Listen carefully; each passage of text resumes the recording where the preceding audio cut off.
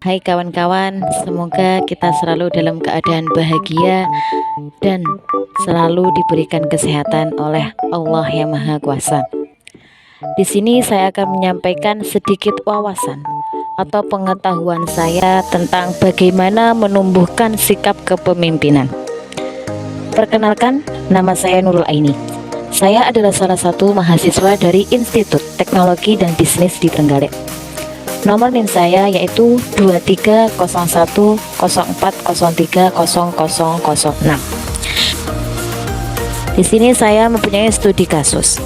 Studi kasus dalam perusahaan PT Young Machine, bergerak dalam bidang konveksi atau tekstil. Mengalami konflik antara perusahaan dengan karyawan. Konflik ini terjadi disebabkan oleh adanya kurang komunikasi antara atasan dengan karyawan. Adanya perubahan kebijakan dalam perusahaan mengenai perhitungan gaji atau upah kerja karyawan. Namun pihak perusahaan belum memberitahukan para karyawan, sehingga karyawan merasa diperlakukan semena-mena oleh pihak perusahaan. Para karyawan mengambil tindakan, yaitu dengan mendemo perusahaan. Namun, tindakan ini berujung pada PHK besar-besaran yang dilakukan oleh perusahaan. Perubahan kebijakan dalam perusahaan dikarenakan turunnya jumlah produktivitas perusahaan. Dari studi kasus di atas, sebagai seorang pemimpin, perlu adanya komunikasi antara pihak karyawan dan manajemen. Karena supaya tidak adanya kesalahpahaman antara kedua belah pihak. Karena komunikasi ini sangat penting di dalam suatu perusahaan. Jika komunikasi tidak terjalin, tentunya akan menimbulkan banyak kesalahpahaman yang dapat menimbulkan konflik-konflik yang menyebabkan kehancuran perusahaan tersebut.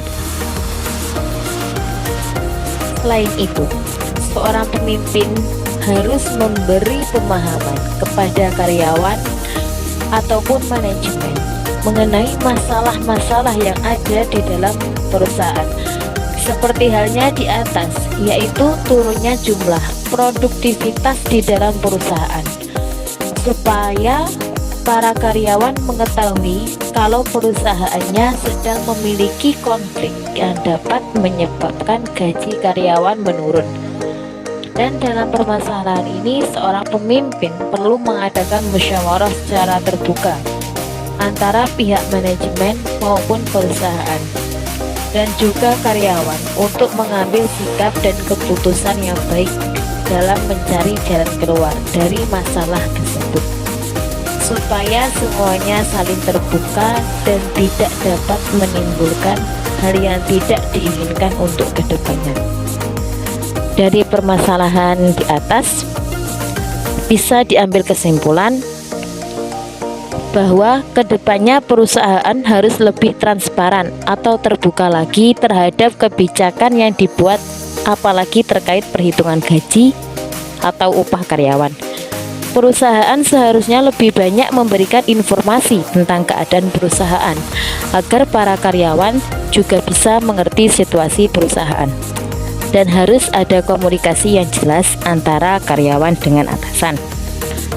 Cukup sekian pengetahuan yang saya ingin bagi kepada teman-teman. Semoga bisa bermanfaat. Saya ucapkan terima kasih.